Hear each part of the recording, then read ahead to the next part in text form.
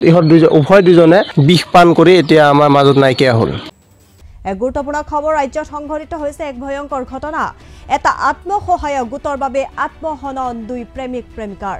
উমা বৰ্মন আৰু মুকেশ বৰ্মনে কথা পাতি থকা অৱস্থাত ইহত উভয় দুজনে মানে বিষ পান কৰি এতিয়া আমাৰ মাজত নাইকিয়া হ'ল। প্ৰেমিক যুগলৰ আত্মহত্যা কেন্দ্ৰ কৰি এতিয়া অভিযোগ উঠিছে এটা আত্মসহায়ক গোটৰ বিৰুদ্ধে। বিষ পান কৰি কৰুণ মৃত্যু কাকোৱালি লৈছে প্ৰেমিক যুগলে।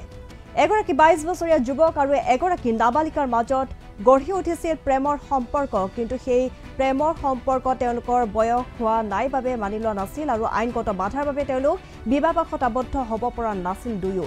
কিন্তু পৰিয়ালৰ মতে তেওঁলোকৰ যেতিয়া উপযুক্ত বয়স হ'ব তেতিয়া তেওঁলোকক বিবাহপাশত আবদ্ধ কৰোৱাই দিয়াৰ কথা আছিল আৰু প্ৰেমিকাৰ সৈতে বাৰ্তালাপ কৰি থাকোঁতে প্ৰেমিকৰ ঘৰত উপস্থিত হৈ গৈ গোটৰ 20জনীয়া এটা দল আত্মসহায়ক গোটৰ 20জনীয়া এটা দল উপস্থিত হৈ গৈ বুলি অভিযোগ উত্থাপিত হৈছে আৰু সেই প্ৰেমিকগৰাকী গোটৰ সদস্যসকলে বিভিন্ন অশ্ৰাব্য গালি গালাজ কৰাৰ অভিযোগ উত্থাপিত হৈছে আৰু সেই অভিযোগ আত্মসহায়ক গোটৰ বিৰুদ্ধে মানসিক নিৰ্যাতন ভয় ভাবুকিৰ অভিযোগ উত্থাপিত হৈছে। প্ৰেমৰ কৰুণ পৰিণতি দেখা গৈছে বিষ পান কৰি প্ৰেমিক প্ৰেমিকাৰ মৃত্যু।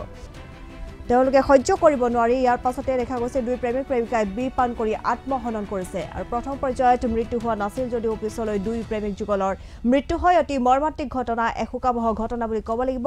এটা আত্মসহায়ক গোটৰ বাবেই আত্মহত্যা কৰিছে দুই প্ৰেমিক যুগলে।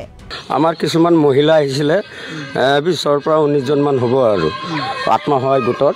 তেহেঁতে আহি মানে চালে যে ল'ৰা ছোৱালী দুইটা একলগতে মানে বহি তেহেঁতে কিবা কথা পাতি আছে, তেনেকৈ চোতালতে বহি কথা পাতি আছে।